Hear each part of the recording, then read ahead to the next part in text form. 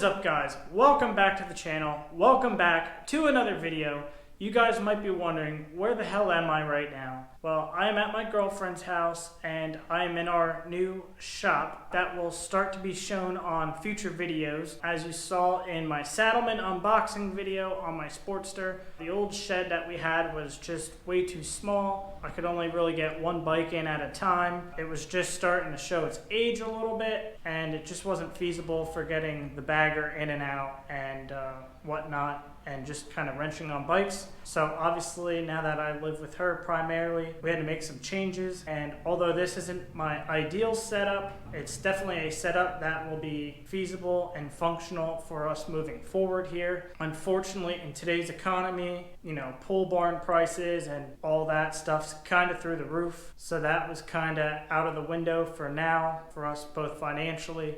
So we ended up going with a 12 by 32 shed, which as you can see behind me, we have a 9 by 7 garage door. So this is going to be the shop moving forward. However, if need be on bigger projects, I still obviously have access to my dad's 30 by 32 pole barn with the actual motorcycle lift. So that will still be in videos here and there, so don't worry too much. But for the most part, for the convenience factor of having the bikes here and being able to wrench at the house, this is kind of what we got. Kind of give you guys a little bit of a tour then. So as you see, got a man door put in there. And then obviously we got both bikes. We got the 03 Sporty, the Road Glide. This is the only thing I don't like. I don't like mixing yard equipment with the bikes, but you know, you gotta do what you gotta do. That's just that for now. But that's why we made sure it had its own entrance down over there. Kinda draw the fine line here and say, you know, yard equipment over there, garage over here. But nonetheless, that's a little tour of the new garage video, or the new shop rather. So what brings me to today's video is, this is something that I've been thinking of for quite some time now, just never pulled the trigger. But now that I have a new shop and we're working in a little bit of a tighter quarters, definitely want to make the most out of my storage and optimize the storage as much as possible. So what we're going to be doing today's video is we're going to be doing a DIY tour pack wall mount. As you guys know, you guys can get them from Harley, and there's a ton of aftermarket stuff between eBay and Amazon that run you anywhere from $50 to $100+ and frankly, I just didn't want to buy one of those because they kind of stick out of the wall, and you know, the tour pack just takes up a lot of space. So I've been looking at some other YouTube videos and some forums, and I found a solution that I think will work perfectly for trying to optimize the space. So I haven't really seen many videos showing you step by step on how to put these together, more or less after the project's already been done, and they kind of just show you what they did and what parts they used. But we're going to show you what parts we use and how we orchestrate this thing together. So make sure to stick along, and if you guys are new here, consider hitting that subscribe button, because then you guys will get notified every time a new video like this comes out, and you guys definitely don't want to miss it. So without further ado, let's get into today's video. So as you guys can see here, I have two of these slotted angle metal pieces, if you rather call them, here. That's exactly what I got, 1¼ by 1¼ inch, and I got both of them at 3 foot long, 18 gauge. The reason why I went with two of these, sorry, it keeps popping on my finger there. The reason I went with two of these is I'm going to try to have enough room on the brackets then, be able to hang a sissy bar like most of the racks online allow you. I did not get enough parts to do that today, but we're just going to try to play it out. I obviously got this piece of threaded rod, 3/8 by 16, and this is 3 foot long. I already made my mark in here. I'm gonna cut it right in half at 18 inches. I already just kind of went ahead and put nuts on, so when I make my cut, I can kind of clean up the threads there, so it threads in nicely.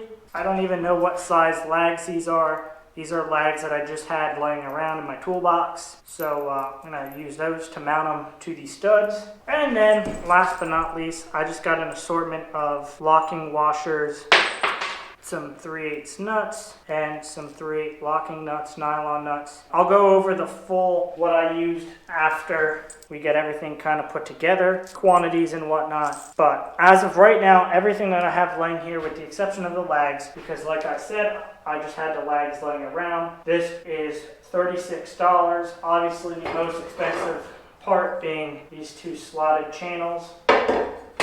But everything here I got at Lowe's, so if you do your own shopping around, you might be able to skimp and save a few bucks, especially if you got some of that slotted angle steel laying around the house. Without further ado, we'll get right into this. So I already know my studs are 16 on center, measure to just verify.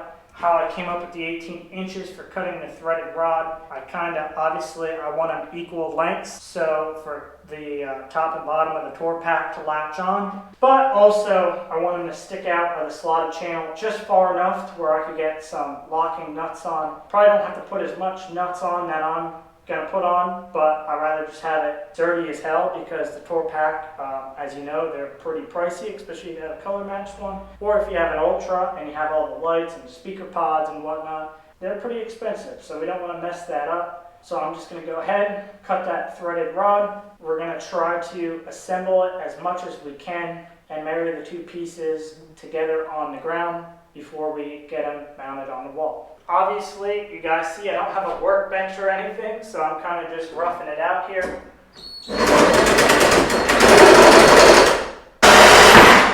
Alright, so now that I got those cut, part of the reason we left the nuts on, so we can take the nuts off and kind of just clean up the back end there. I would obviously take a step further and clean these up if I had a file, but I do not currently have a file here, so I'm gonna kind of make do and try not to cut my finger open. Alright, so now that those are cut, I'm gonna try to line these up to my 16 on centers here. As you see, you got the tape measure laid out, 16 on centers, and using my 18-inch threaded rod. Tour pack itself is about 12 inches wide, I believe. So my GoPro kind of overheated there for a little bit, so I just kind of went ahead. I didn't do much more, so I'm going to cut those two pieces into 18-inch lengths. Obviously, so I put the nuts on, the lock washers, and then the locking nuts on the back side.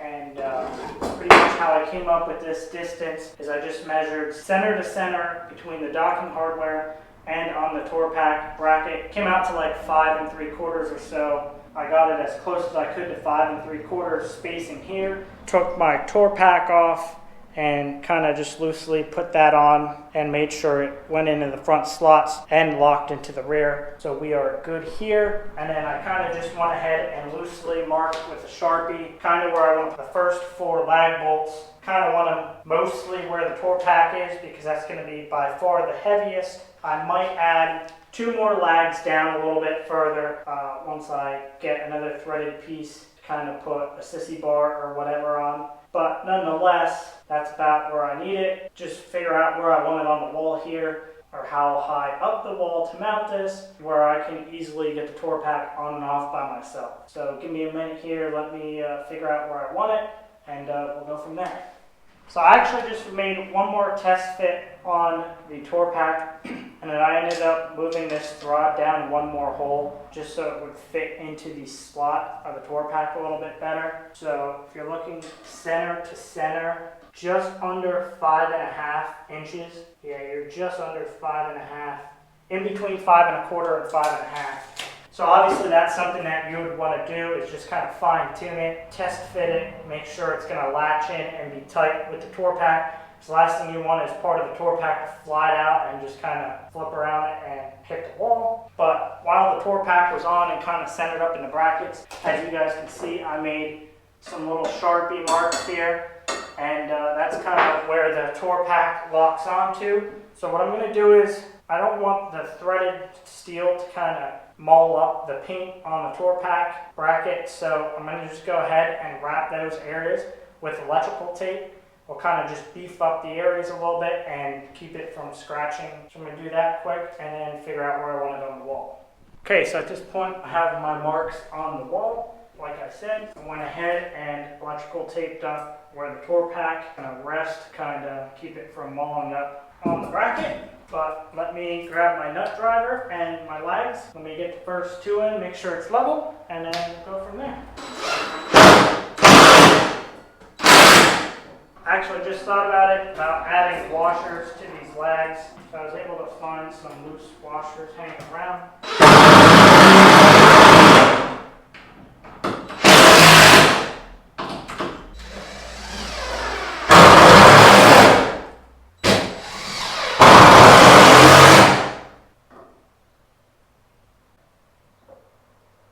Alright, so now that I got the Torpack wall mount all snugged up, I'm just going to go ahead and snug up all the nuts on the threaded rod. Like I said, I kind of just left them semi-loose to kind of get everything fit, tested, measured out, and just to get it on the wall. Go ahead and use my 9/16 and kind of just go ahead and tighten everything up a little bit.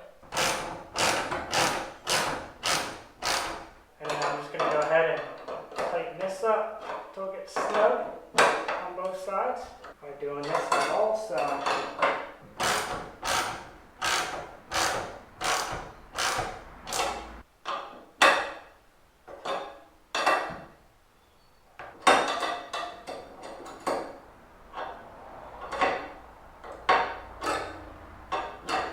Now that everything's completely snugged up, try to get the Torpack on there.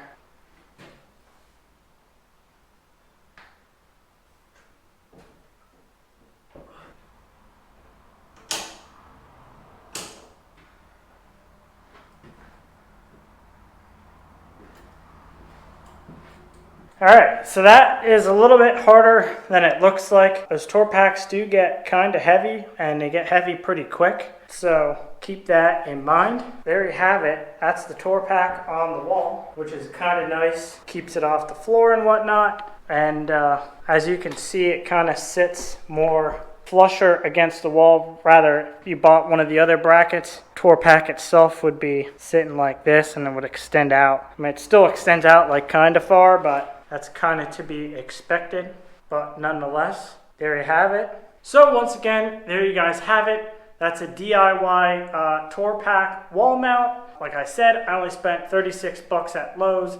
And the only thing I didn't use were 4 lock washers, and that's simply because the threaded rod just wasn't long enough then to get the nylon nuts on as well, but figured the nylon nuts is more than locking enough, so I really didn't need those 4 lock washers. But no biggie, because I'll most likely find some use for them in the future. Like I said, this was pretty simple, just some of that slotted steel, 1¼ by 1¼ 18 gauge, 2 pieces of that, 1 piece of the 3/8 threaded rod at 3 foot in length. I just got 4 3/8 locking nuts, 4 3/8 lock washers, and then just 4 traditional 3/8 nuts. And as you guys saw how I did that, just kind of put the lock washers and the nuts on the inside, and then put the locking nuts on the outside. And there you have it. And like I said, I just used 4 lags that I already had laying around. And what I wanted